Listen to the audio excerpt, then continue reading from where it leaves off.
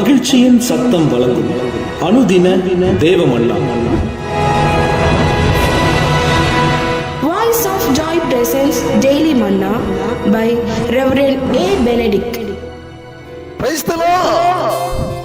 God loves you so much.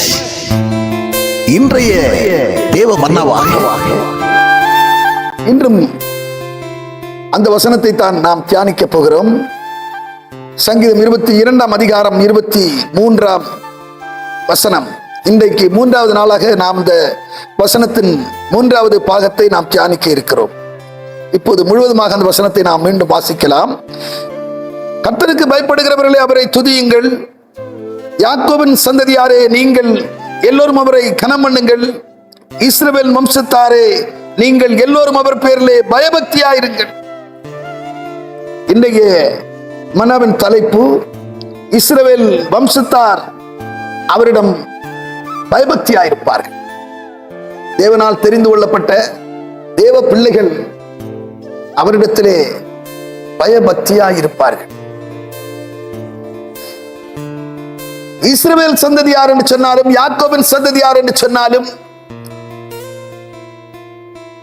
ஆபிரகாமை எப்படி அவர் தெரிந்து கொண்டாரோ, ஆபிரகாமின் வம்ச வழியாக யாக்கோபு இஸ்ரவேல் யாக்கோபை தெரிந்து கொண்டார். அந்த யாக்கோபை ஆண்டவர் மாற்றினார், அவனுடைய பெயரை மாற்றினார். எனவே அந்த இஸ்ரவேல் அவன் என்னவாயிருந்தான் என்று சொன்னால் கர்த்தரிடத்திலே பயபக்தியாயிருந்தான்.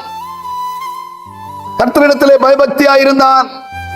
அவன் யாக்கோபாய் இருந்த வரைக்கும் ஆண்டவருக்கு பிரியமில்லாத காரியங்களை அவன் செய்திருந்தாலும், பொய்யான உலக போக்கின்படியான உலக வழக்கத்தின்படியான காரியங்களிலே சிந்தை கொண்டு ஆண்டவருக்கு எதிராக செயல்பட்டிருந்தாலும் கூட அவனை இஸ்ரவேலாய் ஆண்டவர் மாற்றினார்.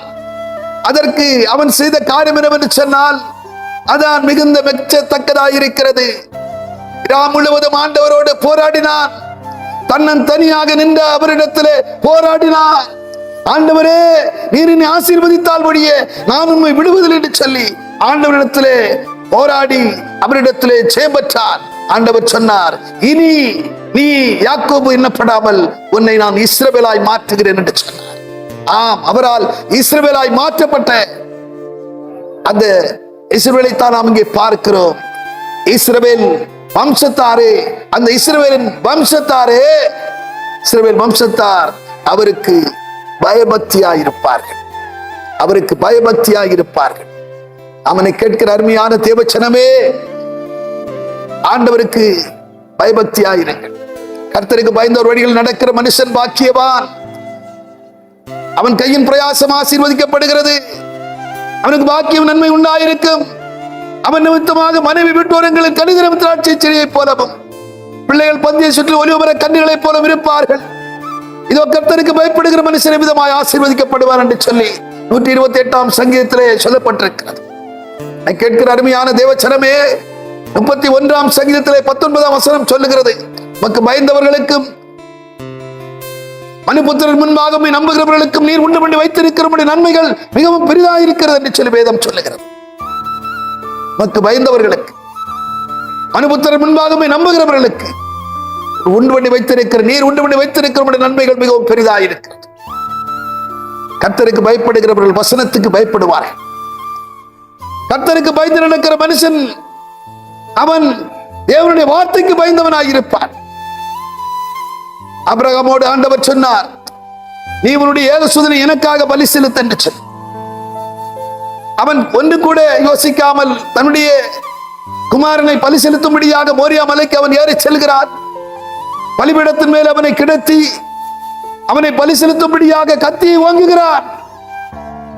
அந்த நேரத்தில் அங்கிருந்த அசரீரி கேட்கிறது, பிள்ளையாண்டன் மேல் கையை போடாதே, நீ உன்னுடைய மகன் என்றும் உன்னுடைய ஏகசுதன் என்றும் பாராமல் அவனை நீ எனக்கென்று ஒப்பு கொடுத்தபடினாலே, பலி செலுத்த ஒப்பு கொடுத்தபடினாலே நீ கர்த்தருக்கு பயந்தவன் என்று சொல்லி இது நிமித்தமாக உன்னை குறித்து நான் அறிந்திருக்கிறேன் என்று சொல்லி அவனை கேட்கிற அருமையான தேவச்சனமே, கர்த்தருக்கு பயப்படுகிறவன் யார் என்று சொன்னார், தேவனுடைய வார்த்தை கீழ்ப்படிந்து நடக்கிறவன், தேவனுடைய வார்த்தைகளை கேட்டு நடக்கிறவன் அவன் தான் கர்த்தருக்கு பயந்து நடக்கிறவனாயிருப்பான்.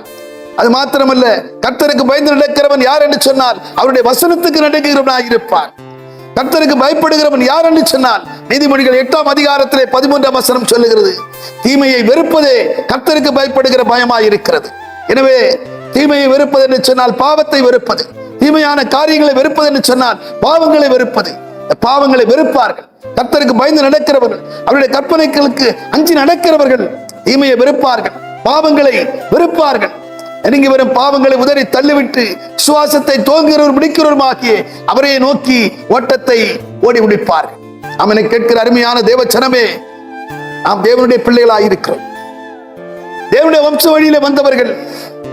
நாம் அவருக்கு பயந்தவர்களாகவும் அவரை முழுமையாய் நம்புகிறவர்களாகவும் நாம் இருப்போம் என்று சொன்னால் நிச்சயமாக நம் மூலமாக நம்மை கொண்டு கர்த்தர் பெரிய காரியங்களை செய்வார் என்கிறதுல கொஞ்சம் சந்தேகம் இல்லை. நாம் ஜெபம் பண்ணுவோம். பரலோக பிதாவே, நாங்கள் உம்மை துதிக்கிறோம், ஸ்தோத்தரிக்கிறோம். ஆண்டவரே,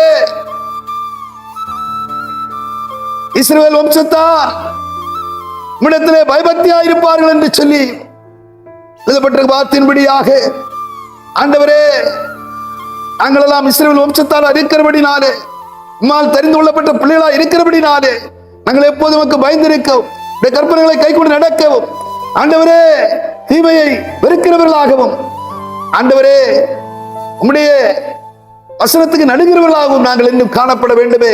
கிருபை செய்வீராக, வழிநடத்துவீராக. எங்களுக்கு முன்னே இருக்கிற தடைகளை எடுத்து போடுங்கப்பா. வலிமையான காரியங்கள் நாங்கள் காணப்படுச்சு. இயேசு கிறிஸ்துவின் மூலம் ஜெபிக்கிறோம் நல்ல பிதாவே, ஆமென்.